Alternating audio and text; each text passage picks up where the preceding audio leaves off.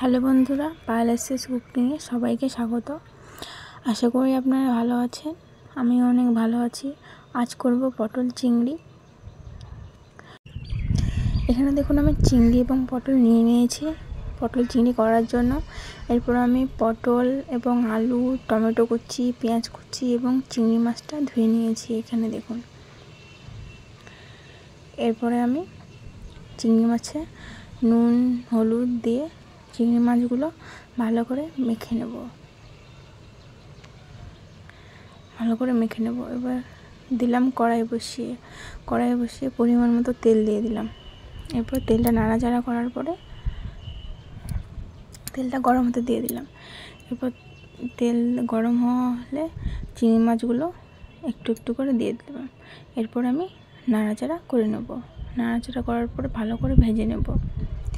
এখানে দেখুন আমার চিংড়ি মাছ ভাজা হয়ে গেছে। এরপর আমি নামিয়ে নেব চিংড়ি মাছগুলো। এরপর আবার কড়াই বসিয়ে দিলাম, দিয়ে দিলাম পরিমাণ মতো তেল। এরপর পটলগুলো আমি ভেজে নেব।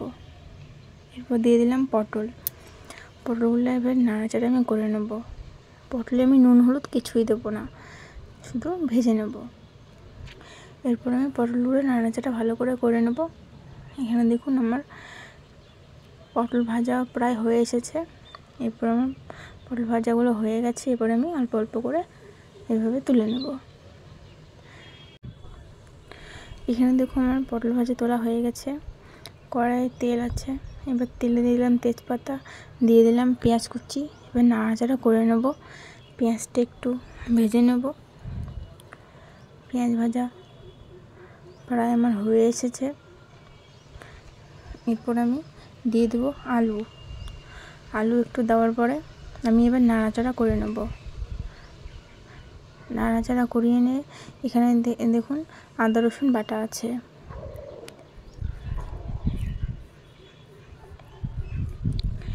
এরপরে আমি আলুটাতে দিয়ে দেবো পরিমাণ মতো নুন। এরপর দিয়ে দেবো পরিমাণ মতো হলুদ গুঁড়ো। এরপর আমি নাড়াচাড়া করে নেব। এভাবে নাড়াচাড়া আমি করিয়ে নেব। এরপর দিয়ে দিলাম টমেটো কুচি দেওয়ার পরে আবার নাড়াচাড়া করে নেব। এরপর দিয়ে দিলাম আদা রসুন বাটা দেওয়ার পরে আবার নাড়াচাড়া করে নেব। এরপর হচ্ছে গুঁড়ো মশলা, 1 চামচ মিক্স মশলা, 1 চামচ জিরে গুঁড়ো, 1 চামচ শুকনো লঙ্কা গুঁড়ো। এরপর ভালো করে নাড়াচাড়া করে নিয়ে দিয়ে দেবো মশলাগুলো, জিরে, মিক্স মশলা এবং লঙ্কা গুঁড়ো। এভাবে নাড়াচাড়া করে নেব। নাড়াচাড়া করে নিয়ে দিয়ে দেবো সামান্য পরিমাণে জল।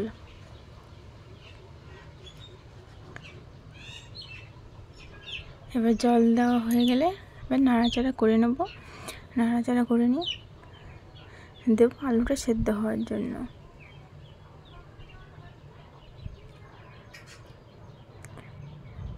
এরপর দেখুন আমার আলুটা সেদ্ধ হয়ে গেছে। এরপর আমি নাড়াচাড়া করে নেব।